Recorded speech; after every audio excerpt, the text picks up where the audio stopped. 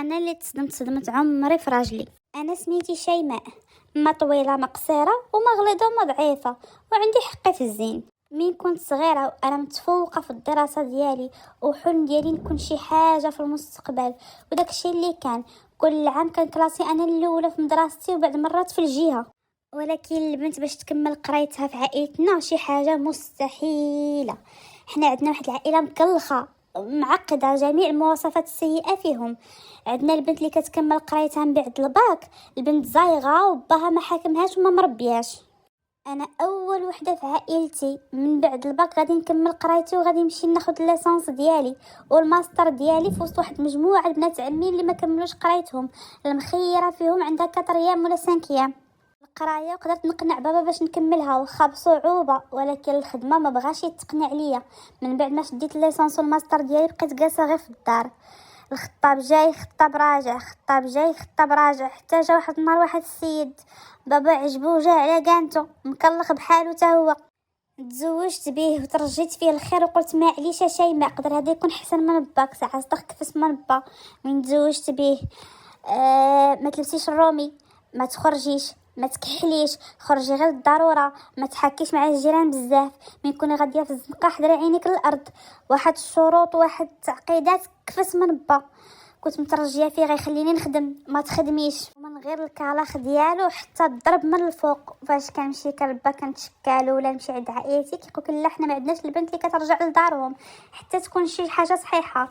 انا العين ديالي كلها زرقاء وكيقولك تكون شي حاجه صحيحه. حتى لواحد النهار خرج واحد الكونكور كنت باغا ندفعلو باي طريقه، عييت من التعنيف ديالو ومن الضرب ديالو، وكنت باغا نخدم باش نبعد عليه وعلى با. كيفاش غندير نقنعو غنخرج. ديك اول مره غنخرج بوحدي، بقيت كنصر عليه، بغيت نخرج. خرجت بوحدي باش نوجد له زعما عشاء رومانسي والشميعات وداك الشيء ونقادلو للدنيا. والاول مره غنخرج بوحدي وما اعترضتش، جاتني الشك وقلت معليش. مشيت كنتقدى داك الشيء ودغيا وانا راجعه للدار مع هاد الحله ديال الدار، وانا نتصدم صدمه عمري. لقيت راجلي كيخوني مع جارتي اللي كنشكي لها امي هي الوحيده.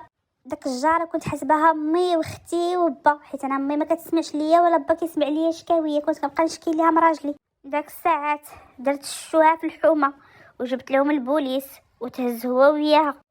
عيات عائلته كترغبني باش نتنازل على الدواء، وانا هو واش نتنازل، ما بغاش نتنازل ليه. هذه جاتني فرصه فين نفدي داك التعنيف اللي كان كيعنفني وداك الاستفزاز اللي كيستفزني وكيحاول قدر الامكان يطيح من قيمتي. انا هذه فرصه جاتني وما غاديش نضيعها، فرصه باش ناخذ حقي منه، وفرصه باش نقنع والديا ما عندي فين نرجع عنده. طلقت ورجعت لدارنا، وبنات عمي اللي ما كانوش حامليني حيت انا احسن منهم في القرايه ولاو كيتشفاو فيا. ولكن انا اللي في راسي راه في راسي. مهم الكونكور دفعت له ودوزت فيه بلا خبر با ونجحت. اهم حاجه فاش نجحت فيه داك الساعه با ما لقى ما يقول لي الوظيفه هذه والصالير، بقى غير ساكت وشاد فمه. بديت الخدمه واستقرت وضعيتي الماديه مزيان، ودرت الطوموبيل تا انا والحيوح. وبنات العم اللي كانوا عاوتاني شمتاني فيا ولا عاوتاني غايرين مني.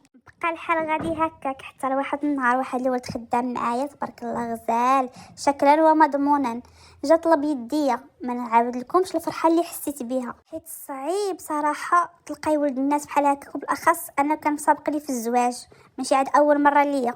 تزوجت به ودرت عرس محيح، وهاد المره درت عرس نيت، درته بالصالير ديالي، زدت في قسط بنات عمي. والحمد لله دابا عندي معاه 2 وليدات وحياتنا مستقره. بغيت نقول لكم البنات هاد القصه يطرى اللي بغى يطرى، ما تفرطوش في قرايتكم حيت هي سلاح بالنسبه للبنت.